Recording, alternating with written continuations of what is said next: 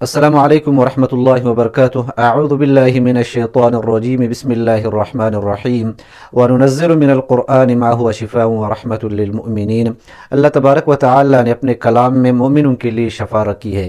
میری وہ مائیں، وہ بہنیں یا وہ مرد حضرات جو چہرے کے داغ دبوں سے پریشان ہے، علاج تو کرواتے ہیں لیکن چند دنوں کے بعد دوبارہ وہ دبے نکل آتے ہیں، وہ داغ نکل آتے ہیں، چہرے کافی تکلیف ہوتی ہے میری مائیں اور بہنوں کو۔ علاج تو کراتے ہیں لیکن ان کی مسلسل علاج کوئی نہیں۔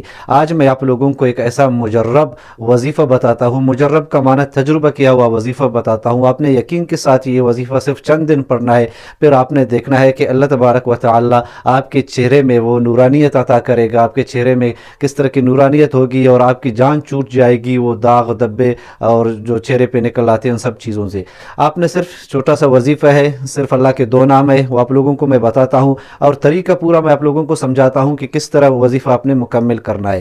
تو سب سے پہلے صبح جب آپ نے اٹھنا ہے، نماز لازمی ہے، چہرے پہ نورانیت لانے کے لیے نماز لازمی ہے، مسلمان پر فرض ہے، ہر مسلمان پر نماز پڑھنا ہے۔ 5 وقت کا نماز آپ نے ہر حال میں پڑھنا ہے، اس کی چھوڑنے کی کوئی گنجائش بھی نہیں ہے مسلمان پر، ہر حال میں فرض ہے، نماز پڑھنا ہے۔ تو صبح جب آپ اٹھیں گے سب سے پہلے اٹھنے کی دعا پڑھ لیں گے، الحمدللہ الذی احیانا بعد ما اماتنا والیہ النشور۔ یہ دعا صبح جب آپ اٹھیں گے تو آپ پڑھ لیں گے، اور سوتے وقت کی بھی دعا ہے اللہم باسمک اموت واحیا۔ صبح جب اٹھیں گے آپ تو یہ دعا آپ نے پڑھنا ہے۔ اس کے بعد آپ نے وضو کرنا ہے۔ وضو کرنے کے بعد آپ نے یا اللہ یا خبیرو یا اللہ یا خبیرو، یہ آپ نے تقریباً 25 دفعہ پڑھنا ہے۔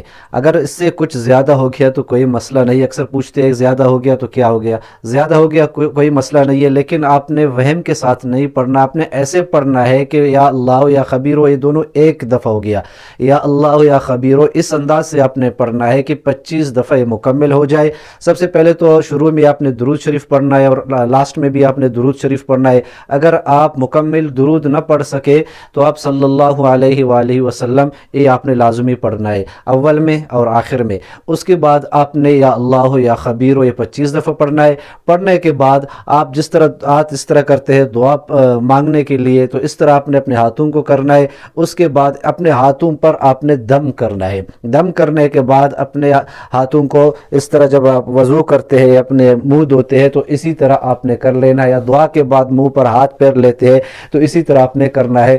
چند دنوں کے بعد آپ دیکھو گے کہ آپ کے چہرے سے داغ دبے غائب ہو جائیں گے، اور نماز پڑھنے کے بعد آپ جب صبح اٹھیں گے، صبح اٹھنا بھی ایک جسمانی صحت کے لیے بھی بہت اچھی چیز ہے۔ جہاں کہیں بھی آپ کسی سے بھی پوچھو گے وہ یہی کہے گا آپ کو کہ جلدی سو جاؤ، صبح جلدی اٹھ جاؤ، یہ صحت کے لیے، چہرے کے لیے، سب کے لیے بہتر ہے۔ پھر آپ وضو کر لیں گے، وضو کے بعد آپ نماز پڑھ لیں گے اور ساتھ ساتھ آپ یہ وظیفہ کر لیں گے۔ جو چند دنوں کے بعد آپ دیکھیں گے کہ آپ کے چہرے میں کیا نورانیت آ گئی، اور یہ جو داغ دبے اس طرح کی چیزیں یہ سارے ختم ہو جائے گی۔